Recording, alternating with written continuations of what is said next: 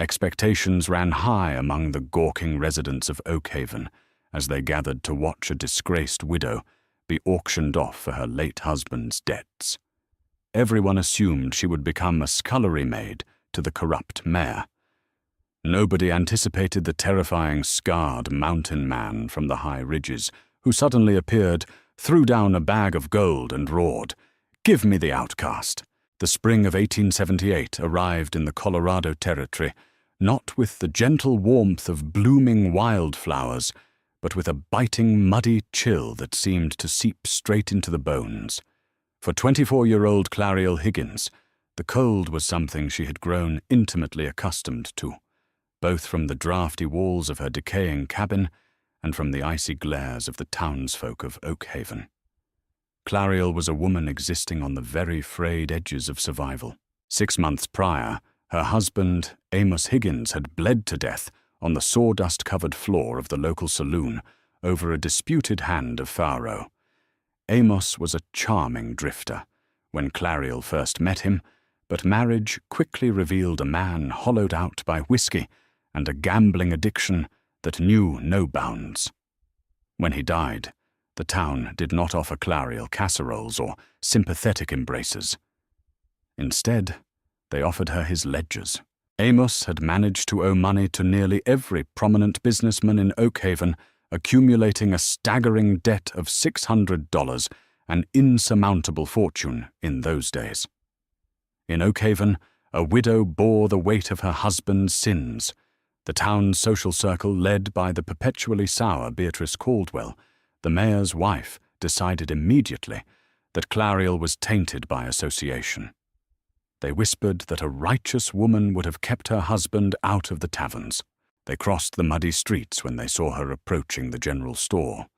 The butcher sold her spoiled meat at premium prices, and the church choir, where she once sang soprano, politely informed her that her presence was spiritually distracting. But the true danger lurked behind the polished mahogany desk of Oakhaven's highest official, Mayor Micah Caldwell. Micah was a man whose pleasant smiles masked the predatory instincts of a wolf. Clariel's crumbling cabin sat on 70 acres of prime river-adjacent land. Micah knew the railroad surveyors were looking closely at the valley, and whoever controlled the water rights would become wealthier than God. He had secretly bought up all of Amos's outstanding promissory notes from the saloon keepers, the blacksmith, and the mercantile. Legally, Clariel's life now belonged to him. On a bleak Tuesday morning, the trap was sprung. Under the guise of the territory's archaic Debt Recovery Act, Micah ordered the town sheriff to drag Clariel from her home. She was given no time to pack, no time to even pin her auburn hair back properly. Wearing a faded, threadbare wool dress that hung loosely on her starved frame, she was marched down to the center of Oakhaven. A crowd had already formed in the town square. The air smelled of damp earth wood smoke and the ugly electric thrill of a public spectacle. Citizens of Oakhaven. Mayor Caldwell announced, standing on the elevated wooden boardwalk outside the assayer's office. He looked down at Clariel, who stood shivering in the mud, her jaw set tight to keep from crying. "We are a town of laws and moral standing. The widow Higgins harbors a debt of $640. By territorial law, she must forfeit her deed to satisfy the creditors. Furthermore, as the land's value does not cover the entirety of this massive debt, she will be bound over as an indentured servant to the debt holder until the balance is worked off." A cruel murmur swept through the crowd. Indentured servitude was a polite term for slavery. Micah intended to take her land, move her into the dark, damp cellar of his own estate, and work her to the bone for pennies a month, all while his wife, Beatrice, mocked her daily. "Now," Micah continued, his voice dripping with false piety, "I open the floor. Will anyone step forward to clear the widow's debt and claim her indenture?" He asked only for theatre. He knew no one in this dusty, hard-scrabble town had $600 in cash, and even if they did, Oakhaven had thoroughly convinced itself that Clariel was cursed. "I'll bid $20 for the deed," yelled the blacksmith, a man who had secretly been in on Micah's plan to lower the starting price. Micah chuckled, raising a hand. Now, let's keep it orderly. Do I hear any legitimate offers to clear this unfortunate woman's ledgers? Going once." Clariel squeezed her eyes shut. The wind whipped her frayed skirts around her worn boots. She was utterly alone. Her family back east was long dead. She had no friends left here. She braced herself for the gavel to fall, resigning herself to a life of scrubbing the Caldwell's floors while they destroyed her beloved homestead. "Going twice," Micah drawled, a triumphant, greasy smile spreading across his face. He raised his wooden gavel, but the gavel never struck the block. A heavy, unnatural silence suddenly choked the town square. The low murmurs of the gossips died in their throats. Clariel opened her eyes and saw the townsfolk parting like the Red Sea, their faces draining of color, staring in muted terror toward the end of the street. Stepping out from the shadows of the livery stable was a man who looked less like a human being and more like a force of untamed nature. It was Jedediah McCall. Even in a frontier town accustomed to rough men, Jed was a terrifying anomaly. Standing 6 feet and 4 inches tall, his shoulders were impossibly broad beneath a heavy, beautifully tanned grizzly bear coat. He wore buckskin trousers stained with the grease of 100 campfires and a wide-brimmed felt hat pulled low over his eyes. But it was his face that made mothers pull their children indoors. 3 jagged silvery scars ripped diagonally across his left cheek and jaw, the permanent signature of a desperate mountain lion he had fought with nothing but a hunting knife 5 years prior. Jed lived high up in the treacherous, snow-capped peaks of the Bitterroot Mountains. He was a solitary trapper, a phantom who came down into the valley only twice a year to trade pelts for gunpowder, salt, and coffee. The town feared him. Rumors painted him as a madman, a savage who preferred the company of wolves to civilized folk. He spoke to no one, tolerated no disrespect, and possessed a quiet, smoldering intensity that made grown men stutter in his presence. Jed walked with a slow, deliberate heaviness, the spurs on his massive boots clinking against the hard-packed dirt. He didn't look at the trembling townsfolk. His piercing, pale grey eyes were locked dead onto Mayor Caldwell. He stopped just a few feet from where Clariel stood, shivering in the mud. For a fraction of a second, his gaze dropped to her. Clariel felt her breath catch in her throat. Up close, he smelled of pine needles, wood smoke, and old leather. His eyes, though surrounded by harsh scars, were not wild or crazy. They were sharp, calculating, and surprisingly calm. "Mr. McCall," Mayor Caldwell said, his voice pitching up an octave as he tried to maintain his authority. We are conducting official town business here. The mercantile is open if you need supplies." Jed didn't move. He reached a massive calloused hand inside his bear-skin coat. The sheriff instinctively reached for his revolver, but Jed simply pulled out a heavy leather pouch. The sound it made as he held it was unmistakable, the dull, heavy clinking of raw gold. "Debt's 640.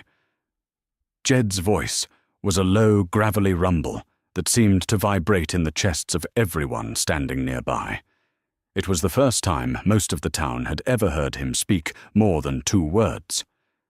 Micah swallowed hard, gripping the podium. "That is correct. But surely, Mr. McCall, you have no interest in the affairs of this disgraced woman." "I have an interest," Jed said slowly, "in hypocrites stealing from a starving widow." A collective gasp echoed through the square. Beatrice Caldwell clutched her pearls, her face turning purple. Micah's polite mask slipped, replaced by a sneer of naked anger. "Now see here, McCall. This is a legal proceeding. You live like an animal up in those rocks. You don't understand the complexities of..." Jed tossed the heavy leather pouch. It sailed through the air and hit Micah's chest with such force that the mare stumbled backward, the pouch landing heavily on the wooden boardwalk. "Count it," Jed commanded. Micah, fumbling and red-faced, untied the leather strings. A pile of rough, glittering gold nuggets spilled out onto the wood. The assayer standing nearby adjusted his spectacles, his eyes bugging out of his head. Good Lord. Micah, there's over $800 in raw ore here. Easily. "Keep the change," Jed said, his voice flat and deadpan. "Her debt is clear. The deed stays in her name. And if I hear tell of anyone in this town stepping foot on her land to claim a single blade of grass, I'll come back down here. And I won't be bringing gold." The threat hung in the air, heavy and absolute. No one doubted him. Jed turned his massive frame toward Clariel. She instinctively took a half-step back, her heart hammering against her ribs.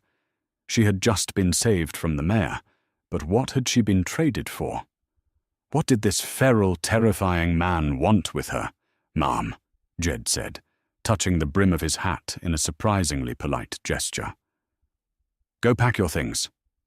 Clariel found her voice, though it trembled violently. Pack my things! Where am I going?" "With me," Jed replied simply. "Up the mountain." The crowd erupted in shocked whispers. A respectable, even if disgraced white woman going up into the wilderness with the scarred hermit. It was scandalous. It was suicide. I can't," Clariel stammered, looking at the dark, imposing peaks looming in the distance. "I don't know you. You bought my debt, and I am grateful. But I am not your property, Mr. McCall." Jed's jaw tightened. "I didn't buy you. I bought your freedom from them." He gestured vaguely toward the mayor and the whispering town gossips. "Winter's coming early this year. I've seen the signs in the high country. Your cabin roof is rotted. You have no firewood chopped, no meat salted. If you stay down here, Caldwell will find a legal loophole to freeze you out or starve you out. You'll be dead by December." He took a step closer, lowering his voice, so only she could hear over the whistling wind. "Up there it's a hard life, but it's an honest one. I have an empty cabin on my claim. You can live in it. Work the garden, help cure the meats. When the spring thaw comes, if you want to leave, I'll give you a horse, a rifle, and enough gold to start over in San Francisco. But you stay here today, you belong to him." Clariel looked back at Micah Caldwell. The mayor was glaring at her with a look of such venomous hatred that it made her blood run cold. She looked at Beatrice, who was already whispering furiously to the butcher's wife. This town had already buried her. They were just waiting for her to stop breathing. She looked back up at the towering mountain man. His scarred face was terrifying, but his eyes were steady. He wasn't looking at her with pity, nor was he looking at her with the predatory lust she had seen in the eyes of the saloon drunks. He looked at her like she was a fellow survivor. "Give me 20 minutes, Clariel said, her voice finally steadying. Jed gave a single curt nod. "I'll bring the wagon." By noon, the wagon was loaded with Clariel's few worldly possessions, a trunk of clothes, her mother's cast-iron skillet, a few patchwork quilts, and a small box of tea. She sat stiffly on the wooden buckboard beside Jed, who drove his 2 massive draft horses with silent expertise. As they rolled out of Oakhaven, not a single person came out to say goodbye. Clariel kept her eyes fixed forward, refusing to look back at the town that had broken her heart and stolen her dignity. The trail immediately grew steeper, the air turning thin and biting as they climbed past the tree line into the dense, dark pine forests of the Bitterroots. The silence between them stretched for miles. Clariel gripped the wooden bench tightly as the wagon bounced over rocky ruts, terrified of the sheer drops that appeared just inches from the wagon wheels. She was entirely at the mercy of a man who looked like he could break her in half with one hand. Hours passed, as the sun dipped behind the jagged peaks, casting long, eerie shadows across the snow-dusted trail. Finally, Clariel couldn't take the silence anymore. "Why?" she asked, her voice cutting through the quiet, rhythmic thud of the horse's hooves. Jed didn't turn his head. He kept his eyes on the treacherous trail ahead. "Why what?" "Why did you throw away a fortune in gold for a woman you've never met?" Clariel asked, wrapping her thin shawl tighter around her shoulders. "They call me a curse, Mr. McCall. They say I'm an outcast." Jed pulled back gently on the reins, slowing the horses as they navigated a tight switchback. He finally turned to look at her, the fading light catching the silver scars on his face, making him look both fierce and incredibly weary. "I prefer the company of outcasts, Mrs. Higgins," Jed said softly. "The wolves up here don't care about your husband's debts, and neither do I." With a flick of the reins, they vanished deeper into the untamed wilderness, leaving the civilized cruelty of Oakhaven far behind them. The wagon finally shuddered to a halt, just as the last bruised purple light of dusk surrendered to the pitch-black mountain night. Clariel's hands were entirely numb, her breath pluming in the freezing air. When she looked up, expecting a ramshackle hovel, she was stunned into silence. Nestled against the sheer granite face of the mountain was a meticulously constructed homestead. The main cabin was built of thick, hand-hewn ponderosa pine logs, chinked tightly with river mud and moss. Smoke curled invitingly from a sturdy stone chimney. A short distance away stood a well-kept barn, a woodshed stacked 10 feet high with split timber, and a smaller secondary cabin. Jed swung down from the wagon, his massive boots crunching in the fresh snow. He walked around to her side and reached up, wrapping his massive hands around her waist. He lifted her down as easily as if she weighed no more than a sack of flour. "The small cabin was my partner's back when I first staked this claim." Jed said, his voice a low rumble. "He's been gone 5 years now. Roof is sound. Stove draws good. It's yours." Clariel looked at him, her eyes wide. He was giving her a separate house. He was keeping his word. The first month on the mountain tested every ounce of Clariel's fragile endurance. Winter in the high Rockies was a brutal, unforgiving master. But as the snow piled up to the windowsills, burying them in a sea of white, Clariel realized something profound. She was safe. For the first time since she had married Amos, she slept through the night without fear of a drunkard's rage or a creditor's knock. Jedediah McCall was a man of strict routine and surprising gentleness. He spent his days checking his trap lines or hunting elk, always returning before nightfall. He never entered her cabin without knocking. He never demanded a word of thanks. They shared their evening meals in his main cabin, sitting by the roaring hearth. It was during these quiet evenings that the terrifying legend of the scarred mountain man began to melt away. Clariel discovered that his shelves were lined not with whiskey bottles, but with books, worn copies of Shakespeare, Charles Dickens, and agricultural almanacs sat alongside his skinning knives. One evening in late January, the wind howling like a wounded animal outside, Clariel watched Jed carefully mend a torn snowshoe with a bone needle. The firelight flickered across the savage silvery scars ripping across his cheek and jaw. "They say in Oakhaven that you fought a mountain lion with your bare hands because it tried to steal your kill," Clariel said softly, the silence having grown comfortable enough to risk the question. Jed paused, his pale grey eyes meeting hers. A bitter, weary smile touched the unscarred corner of his mouth. "Townsfolk love a ghost story, Clariel. The truth is usually a lot uglier." He set the snowshoe down. 6 years ago, I wasn't a hermit. I was a chief scout for the Denver and Rio Grande Railway. We were mapping a route through the gorge, trying to beat the Santa Fe line. A young surveyor, a boy from back east, no older than 19, wandered off the line. A cougar stalked him. I got between them. Managed to gut the cat, but it took half my face with it. Clariel gasped softly, her hand flying to her mouth. You saved his life. I did, Jed said, his voice hardening into cold iron. The company rushed us down to Denver. The railroad bosses paid the boy a bonus for his trouble. But when the company doctor saw me bleeding out, half my jaw hanging off, he demanded $50 up front for the surgery. Said scouts were independent contractors. I didn't have the coin on me. They let me lay in a stable out back for 3 days. The wound festered. By the time a sympathetic farrier took a red-hot iron to my face to stop the infection, the damage was done. The town shunned me. Said I was a monster to look at.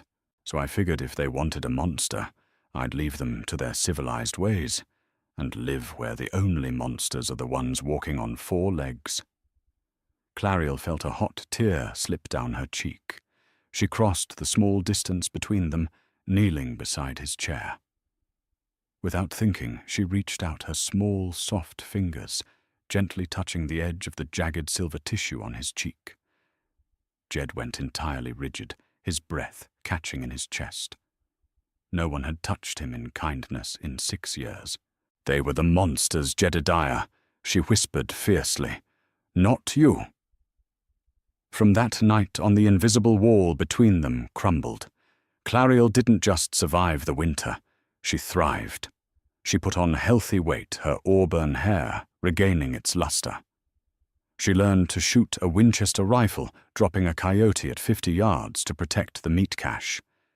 She was no longer the fragile, broken widow of Oakhaven. She was becoming a woman of the mountains. But as the ice began to thaw in late April, bringing the vibrant bloom of mountain columbines, the past crawled its way up the trail. The morning was unseasonably warm when the frantic barking of Jed's hound echoed through the valley. Clariel was in the garden, turning the rich, dark soil, when she heard the crunch of hooves on gravel. She stood up, shading her eyes against the bright spring sun. Riding into the clearing were 4 men. At the front, wearing a pristine wool suit entirely unsuited for the trail, was Mayor Micah Caldwell.